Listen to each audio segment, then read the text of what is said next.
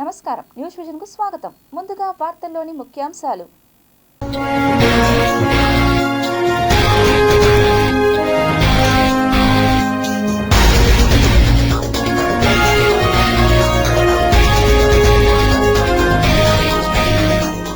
కీలక పరీక్షలకు సిద్ధమవుతున్న భారత్. క్షిపణులు సక్సెస్ అయితే మామూలుగా ఉండదు. చైనా వాటర్ బాంబుపై Bharat atom bomb. Bharat checkmate. Bharat mega dam. తిరుపతిలో అగ్ని ప్రమాదం. మంటల్లో 100 కోట్ల ఆస్తి నష్టం. 21న ఆకాశంలో అద్భుతం. సూర్యుడి చుట్టూ ring of fire. Shri Kapileswara Swami వారి ఆలయంలో ఘనంగా కోయిల్ ఆల్వార్ తిరుమంజనం. ప్రత్యేక అభిషేకం నిర్వహించిన అర్చకులు. తిరుపతి ఎమ్మెల్యే ఆరణి పిఏ చేతివాటం. ప్రభుత్వ భూమి కబ్జాకు యత్నం అయ్యుండొచ్చన్న ఎంఆర్ఓ సురేష్ బాబు.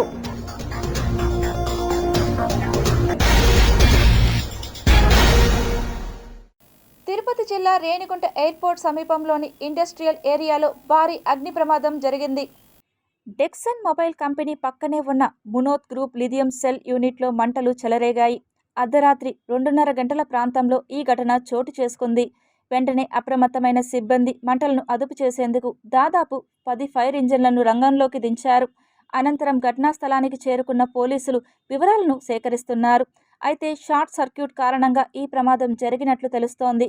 మంటలు భారీగా చెలరేగడంతో ఫ్యాక్టరీలోని బ్యాటరీలు, మిషనరీ, ముడి పదార్థాలు కాలి బూడిదయ్యాయి.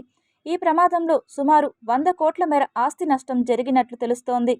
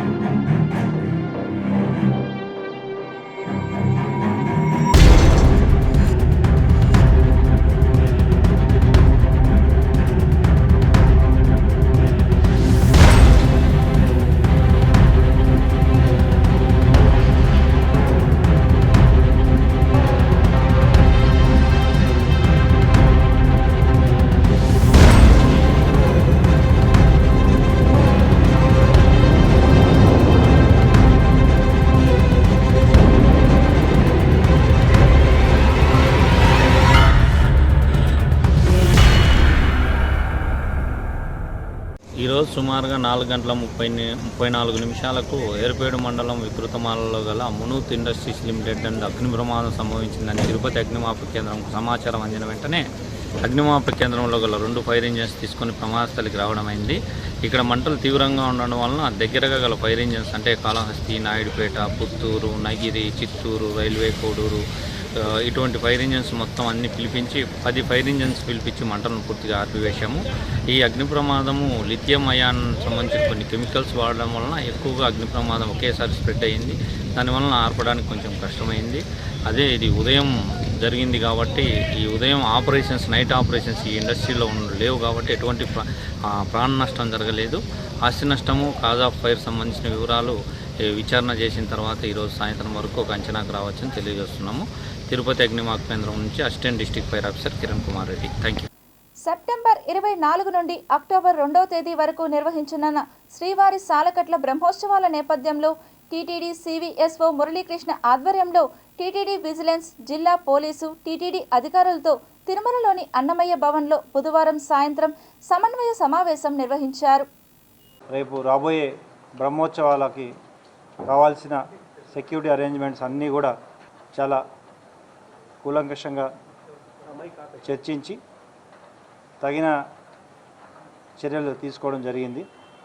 ముఖ్యంగా ఇంతకు ముందు లాస్ట్ ఇయర్ జరిగిన బ్రహ్మోత్సవాల్లోని అక్కడ కొన్ని ఇబ్బందుల్ని గుర్తించి వాటిని కూడా రెక్టిఫై చేస్తూ ఇంకా మంచి బ్రహ్మోత్సవాలు చేయడానికి కావాల్సిన అన్ని ఫెసిలిటీస్ని టీటీడీ మరియు విజిలెన్స్ వారి విభాగాలతో కోఆర్డినేట్ చేసుకుంటూ పోలీస్ పరంగా అన్ని చర్యలు తీసుకోవడం జరుగుతుంది.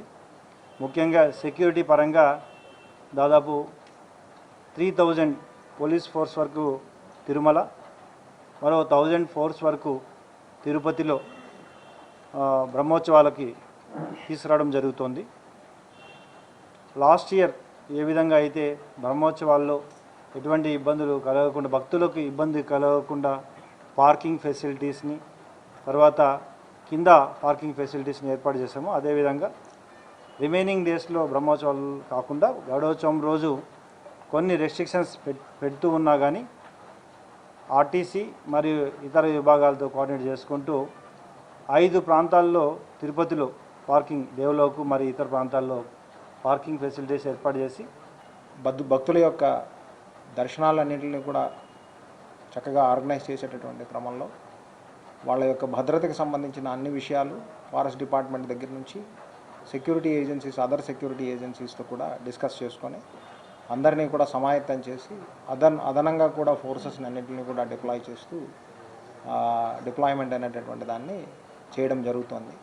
సో ఈ సందర్భంగా సోషల్ మీడియాకి సంబంధించినటువంటి ఇన్ఫర్మేషన్ కూడా ఎప్పటికప్పుడు ఇంటిగ్రేటెడ్ కమాండ్ కంట్రోల్ ఏదైతే ఏర్పాటు చేయడం జరిగిందో దాని ద్వారా కూడా సోషల్ మీడియాను అబ్జర్వ్ చేస్తూ పబ్లిక్కి కావాల్సినటువంటి క్లారిఫికేషన్స్ ఇచ్చే విధంగా, మీడియాకి సంబంధించిన ఇన్ఫర్మేషన్ని రియల్ టైం షేర్ చేసే విధంగా కూడా ఏర్పాటు చేయడం జరిగింది.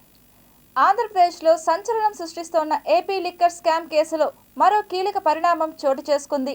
ఈ కేసులో వైఎస్ఆర్ కాంగ్రెస్ పార్టీ సీనియర్ నేత ఎంపీ మిథున్ రెడ్డిని పోలీస్ కస్టడీకి ఇస్తూ విజయవాడలోని ఏసీబీ ప్రత్యేక న్యాయస్థానం ఆదేశాలు జారీ చేసింది. లిక్కర్ కేసులో ఎంపీ పెద్దిరెడ్డి మిథున్ రెడ్డిని 5 రోజులు కస్టడీకి ఇవ్వాలని కోరుతూ ఏసీబీ కోర్టులో పిటిషన్ దాఖలు చేసింది సిట్. అయితే సిట్ పిటిషన్పై విచారణ చేపట్టిన ఏసీబీ కోర్టు మిథున్ రెడ్డిని 2 రోజుల పాటు కస్టడీకి ఇస్తూ ఆదేశాలు జారీ చేసింది. మిథున్ రెడ్డిని 2 రోజుల పాటు అంటే ఈ నెల 19, 20 తేదీల్లో 2 రోజులు కస్టడీకి ఇస్తూ ఆదేశాలు ఇచ్చింది. ఇక ఏసీబీ కోర్టు ఆదేశాల మేరకు రేపు అనగా సెప్టెంబర్ 19న ఉదయం 8 గంటలకు మిథున్ రెడ్డిని కస్టడీలోకి తీసుకోనున్నారు సిట్ అధికారులు. తిరుపతి ఆధ్యాత్మిక క్షేత్రంలో రోజురోజుకు ఆక్రమణలు అధికమవుతున్న తిరుపతి అర్బన్ తహసీల్దార్ అధికారులు ఏమి చేస్తున్నారో అర్థం కాని దయనీయ దుస్థితి. నగర పరిధిలో భూ ఆక్రమణలు అధికమవుతున్నాయనే అంశంపై Tirupati GTPL Chelikam city cable news బృందం తిరుపతి ఎంఆర్ఓ సురేష్ బాబును వివరణ కోరగా, 1 సెంటుకు ఎందుకు ఇంత రాద్ధాంతం చేస్తున్నారు? తిరుపతి నగరంలో ఎకరాల కొద్దీ కబ్జాలకు పాల్పడ్డారని, అయితే 1 సెంటుకు ఎందుకు ఇంత గందరగోళం సృష్టిస్తున్నారు అంటూ మీడియాని ఎదురు ప్రశ్నించారు. సిటీ కేబుల్ విలేకరి ఎంఆర్ఓను 697/2 అంశంపై వివరణ ఇవ్వమని అడుగగా, ప్రభుత్వ అధికారులు ఇష్టముంటే మాట్లాడుతారు, లేదంటే లేదు. రాజకీయ నాయకుల్లాగా మీడియా ముందు తాము మాట్లాడమని అన్నారు. తాను మాట్లాడడానికి నిరాకరిస్తున్నానని తెలిపారు. తాను ప్రభుత్వానికి ఏమి నివేదిక ఇవ్వాలో తాను ఉన్నత అధికారులకు ఇస్తానని, మీడియాతో మాట్లాడాల్సిన అవసరం ఎంఆర్ఓగా తనకు లేదని తేల్చి చెప్పారు. తిరుమల పోలీసులు అన్ని విభాగాలతో కలిసి పలు ప్రాంతాలలో నాకాబందీ నిర్వహించారు.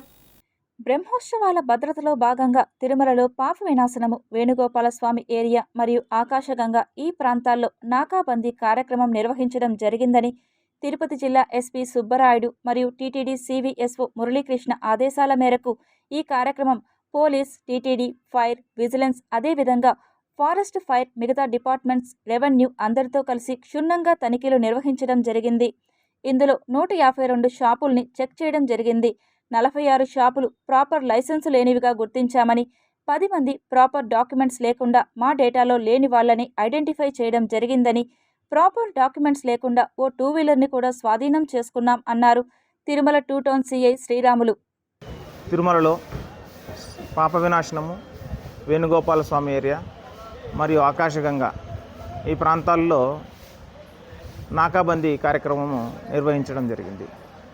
రాజశ్రీ తిరుపతి జిల్లా ఎస్పీ గారు మరియు టీటీడీ సివిఎండ్ఎస్ఓ గారు ఆదేశాల మేరకు ఈ కార్యక్రమం పోలీస్, టీటీడీ, ఫైర్, విజిలెన్స్, అదేవిధంగా ఫారెస్ట్, ఫైర్, మిగతా డిపార్ట్మెంట్స్, రెవెన్యూ అందరితో కలిసి సంయుక్తంగా నిర్వహించడం జరిగింది.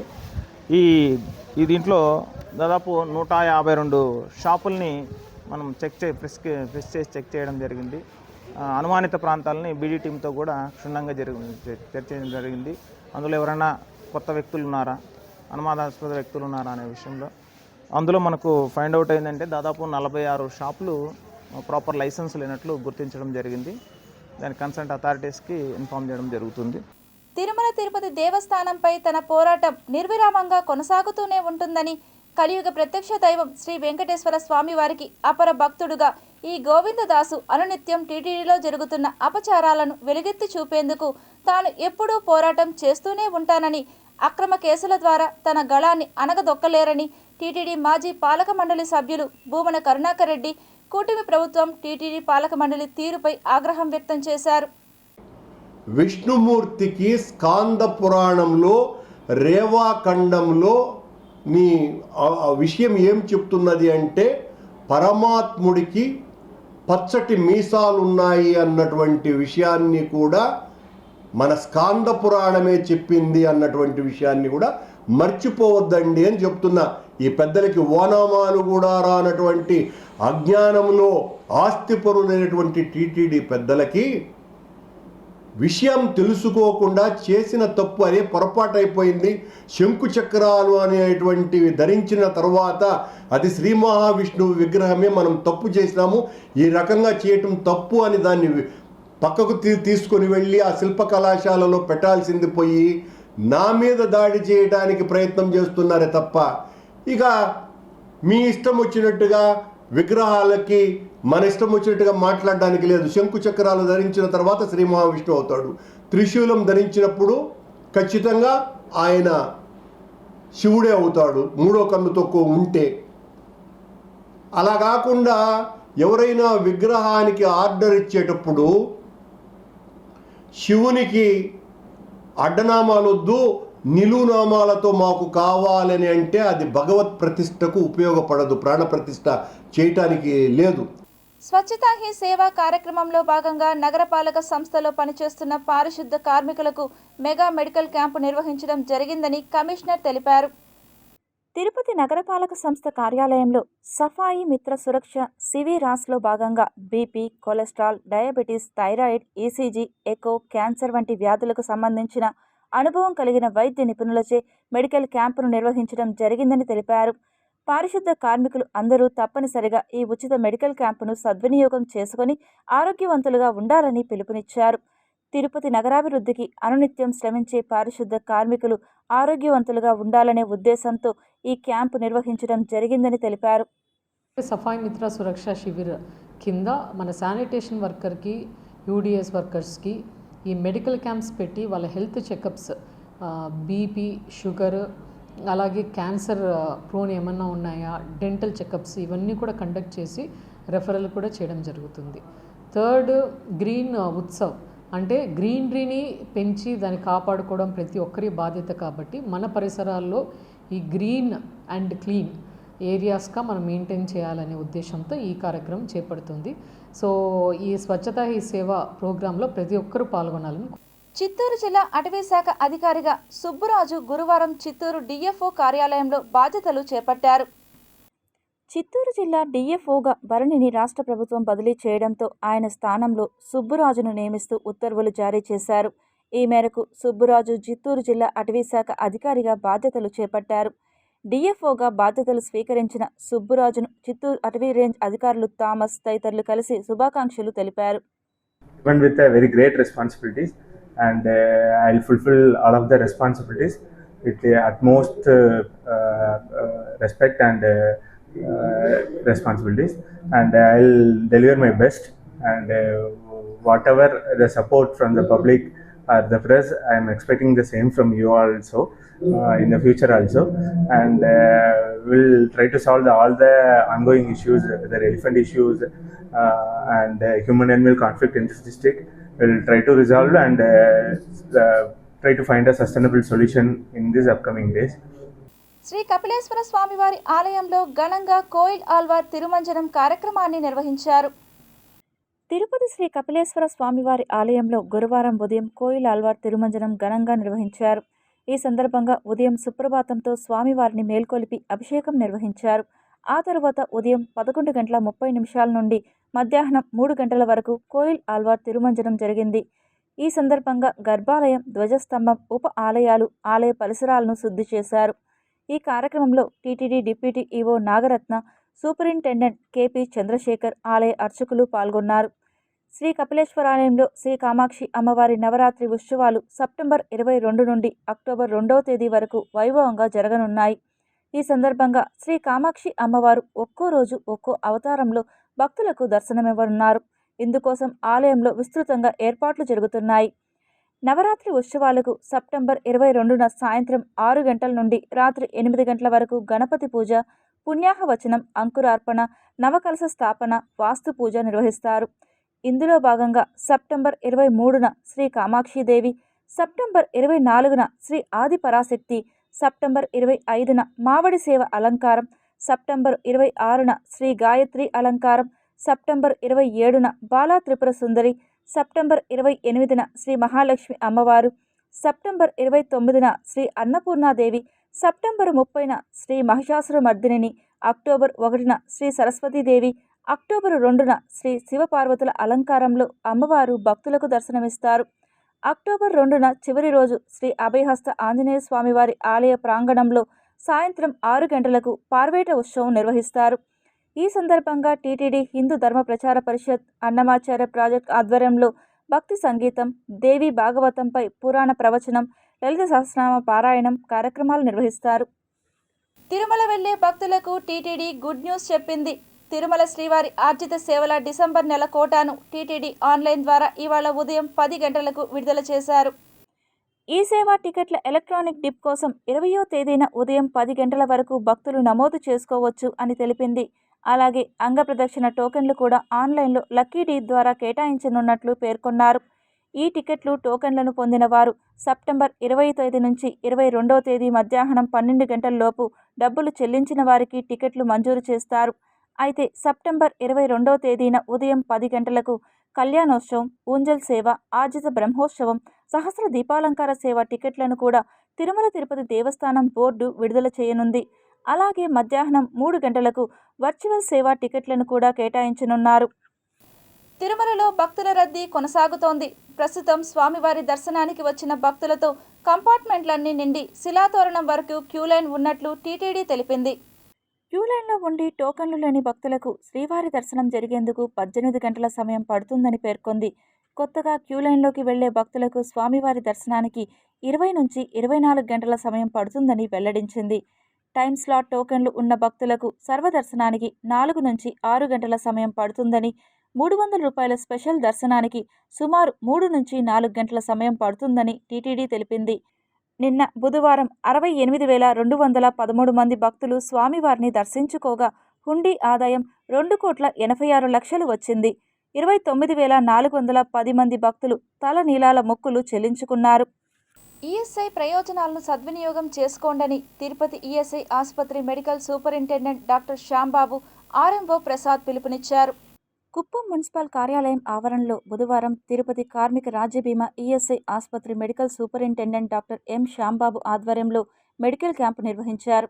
ఈ సందర్భంగా ఈఎస్ఐ ఆసుపత్రి RMO doctor AVS Prasad, Kuppam municipality commissioner V శ్రీనివాసరావులు మాట్లాడుతూ ఈఎస్ఐ సంస్థ కార్మికుల కోసం వైద్యం, అనారోగ్యం సమయంలో సెలవులకు నగదు, గర్భిణీ మహిళలకు జీతంతో కూడిన సెలవులు, పని సమయాల్లో ఏదైనా ప్రమాదం జరిగితే నగదు ప్రయోజనం లాంటి ఎన్నో ప్రయోజనాలను అందిస్తోందని, ఈఎస్ఐ లబ్ధిదారులు వాటిపై అవగాహన పెంచుకొని సద్వినియోగం చేసుకోవాలని పేర్కొన్నారు.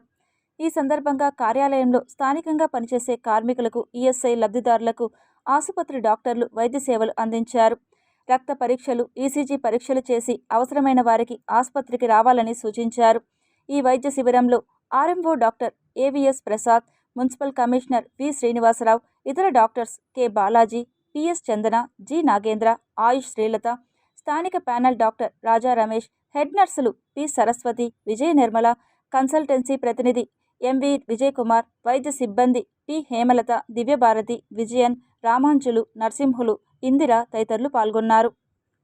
తిరుపతి జిల్లా చంద్రగిరి నియోజకవర్గ తిరుపతి రూరల్ మండలం తిరుచానూరు గ్రామ పంచాయతీలోని ప్రజలందరూ తడి చెత్త పొడి చెత్తను వేరువేరుగా పంచాయతీ పారిశుద్ధ కార్మికులకు అందజేయాలని, గ్రామాన్ని స్వచ్ఛ గ్రామంగా ఉంచుకోవాలని కార్యదర్శి మణి విజ్ఞప్తి చేశారు. చంద్రగిరి నియోజకవర్గ తిరుపతి రూరల్ మండలం తిరుచానూరు గ్రామ పంచాయతీలోని ప్రతి ఒక్కరూ బాధ్యతగా తమ పరిసరాలను పరిశుభ్రంగా ఉంచుకోవాలని పంచాయతీ కార్యదర్శి మణి పిలుపునిచ్చారు. ఈ సందర్భంగా కార్యదర్శి మాట్లాడుతూ రాష్ట్ర ప్రభుత్వం స్వర్ణాంధ్ర స్వచ్ఛాంధ్ర అను వినూత్న కార్యక్రమం తీసుకుని వచ్చిందని తెలిపారు. ప్రతి నెల 3వ శనివారం స్వచ్ఛాంధ్ర కార్యక్రమాన్ని పెద్ద ఎత్తున రాష్ట్ర వ్యాప్తంగా రాష్ట్ర ముఖ్యమంత్రి ప్లాస్టిక్ నిర్మూలన, డ్రైనేజీ క్లీనింగ్ వంటి ప్రత్యేక థీమ్లతో స్వచ్ఛాంధ్ర కార్యక్రమాలను నిర్వహిస్తున్నారని, వారి పిలుపు మేరకు తిరుచానూరు పంచాయతీని స్వచ్ఛ కార్యక్రమాన్ని ఏర్పాటు చేయడం జరిగిందని తెలిపారు.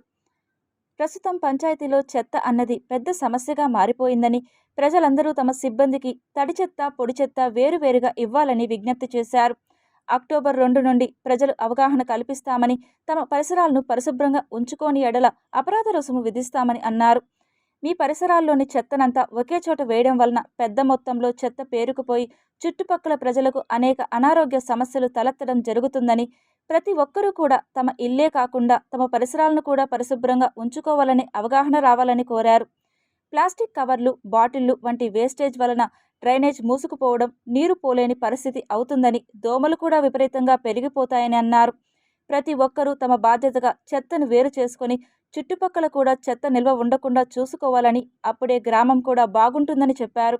ముఖ్యమంత్రి గారి ఆదేశాల మేరకు, అదేవిధంగా మన ఎమ్మెల్యే గారి చొరవ మేరకు ఇంటి వద్దనే చెత్త సేకరించి మన స్వచ్ఛ తిరుచానూరుగా మార్చేదానికి ప్రణాళిక సిద్ధం చేసినాం. దీనికి పుష్ కార్ట్స్, అదే తోపుడు బండ్లు, అదేవిధంగా హరిత రాయిపాయలని 30 మందిని అదనముగా పెట్టుకొని ఇంటి వద్దనే చెత్త సేకరణ. 2వ తేదీ తర్వాత ఎవరైనా బయట చెత్త చేస్తే ఫస్ట్ వాళ్ళకి అవగాహన కల్పిస్తాము. 2వసారి కూడా అదేవిధంగా వాళ్ళు ఉంటే వాళ్ళకి పెనాల్టీ వేస్తాం. 3వ దఫా కూడా అదేవిధంగా చేస్తే వాళ్ళ చెత్తని మనం అయితే తీసేది లేదు, వాళ్ళ ఇంటి వద్దనే ఉంటుంది. వాళ్ళే తీసుకుపోయి ఎక్కడైనా బయట వేసుకోవాలి. ఊరికి అవతల బయటికంటే గ్రామంలో ఎక్కడైనా ఎవరు లేనప్పుడు వేసేది కాదు. అక్కడక్కడ ఎక్కడ మనకి లెగసీ పాయింట్స్ ఉందో అక్కడ కూడా సీసీ కెమెరాలు పెట్టిస్తూ ఉన్నాం. ఎవరు వేస్తారని కూడా ఆ సీసీ ఫుటేజ్లో మాకు ఫోన్కే లింకప్ చేస్తాం. ఇమీడియట్గా తెలిసిపోతుంది. ఇమీడియట్గా వాళ్ళు ఇంటి వద్దనే వెళ్ళి వాళ్ళ ద్వారానే దాన్ని తీపిస్తాం. దాన్ని కూడా ప్రణాళిక సిద్ధం చేసి ఉన్నాం. దీన్ని ప్రజలు కూడా బాగా ఉపయోగించుకోవాలా. ఎందుకంటే మీరు ఎక్కడ వెళ్ళాల్సిన పనిలే. తిరుపతి మహతి ఆడిటోరియంలో విశ్వశాంతి కోసం పిఎంసి ఆధ్వర్యంలో నిర్వహిస్తున్న ధ్యాన మహాయజ్ఞాన్ని తిరుపతి ప్రజలు సద్వినియోగం చేసుకోవాలని నిర్వాహకులు పిలుపునిచ్చారు.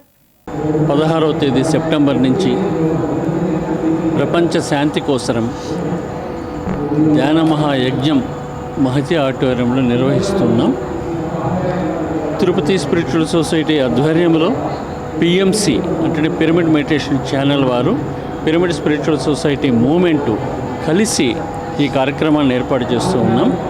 ప్రతిరోజు 6 గంటల సేపు ధ్యానం చేస్తూ ఉన్నాం. ధ్యానం అనేది మనకు ఒక్కరికి కాదు, మన ఆనందానికి, సమాజ ఆనందానికి.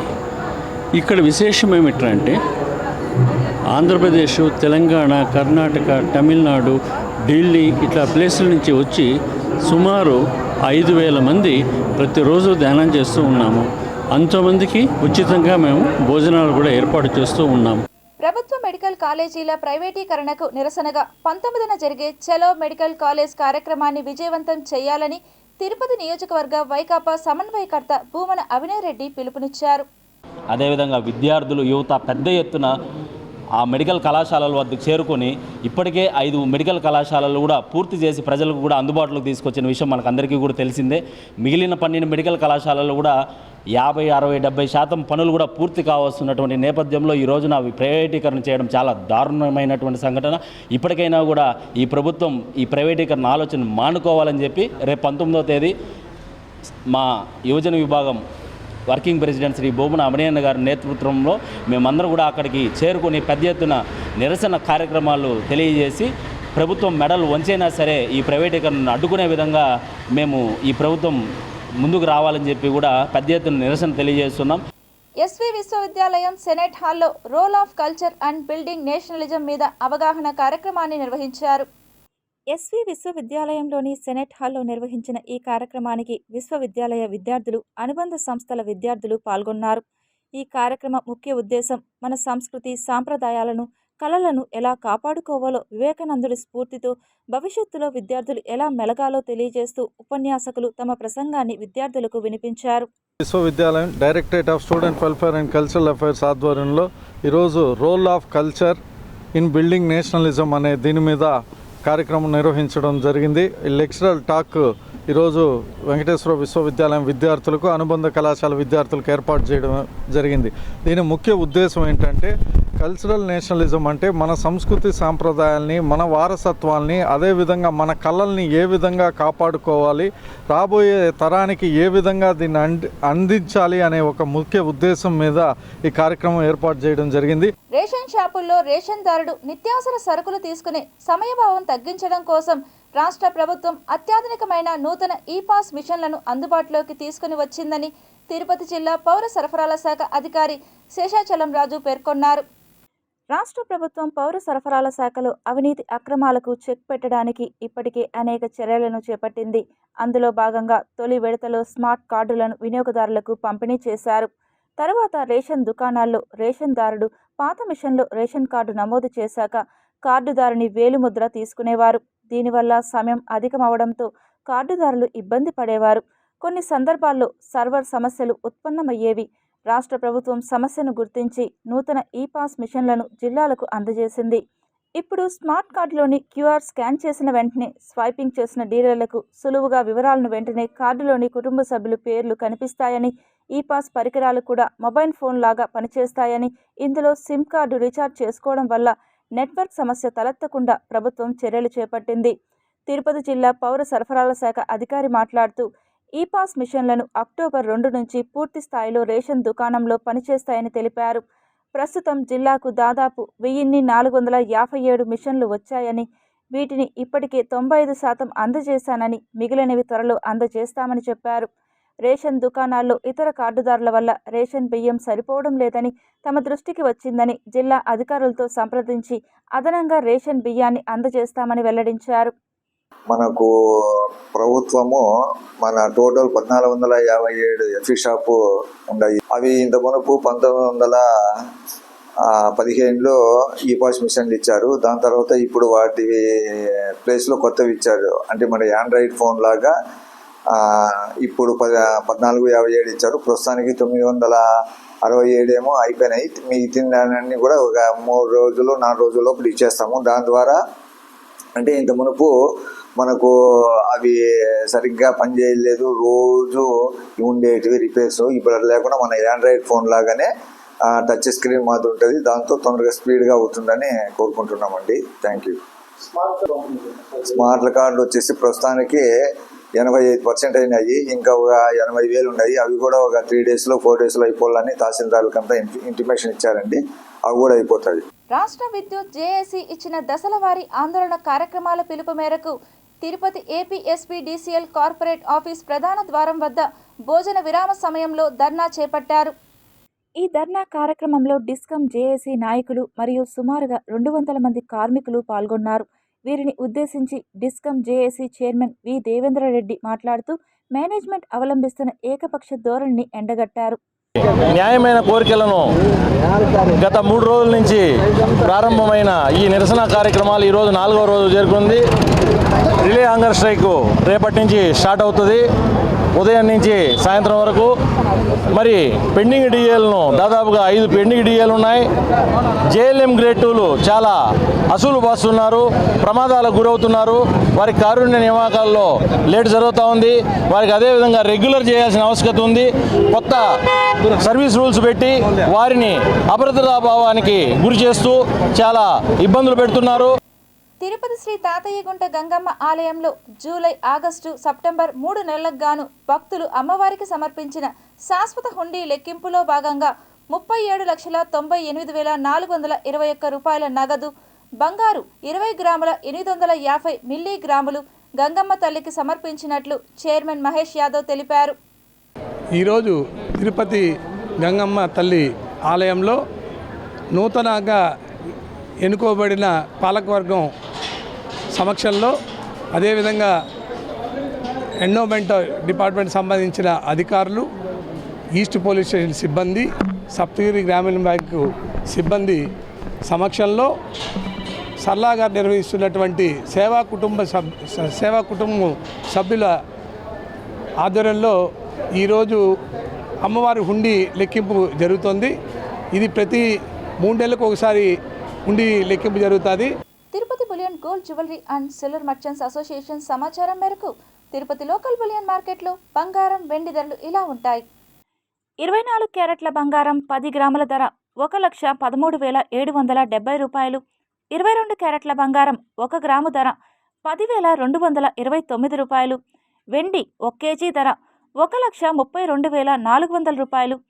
రీటైల్ వెండి 1 గ్రాము ధర 135 రూపాయల 40 పైసలుగా ఉంటుంది.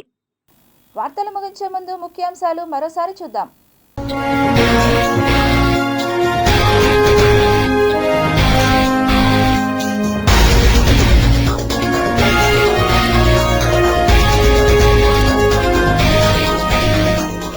కీలక పరీక్షలకు సిద్ధమవుతున్న భారత్. క్షిపణులు సక్సెస్ అయితే మామూలుగా ఉండదు. చైనా వాటర్ బాంబుపై Bharat atom bomb. Bharat checkmate. Bharat mega dam. తిరుపతిలో అగ్ని ప్రమాదం. మంటల్లో 100 కోట్ల ఆస్తి నష్టం.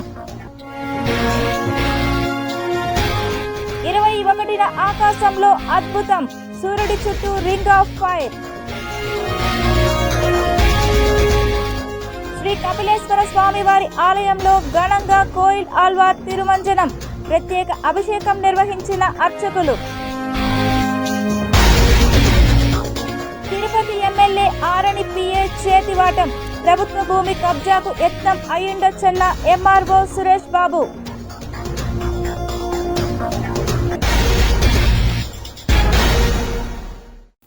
ఈ వార్తలు ఇంతటితో సమాప్తం. సమగ్ర సమాచారంతో నెక్స్ట్ విషయంలో మళ్ళీ కలుద్దాం. అంతవరకు సెలవు. నమస్కారం.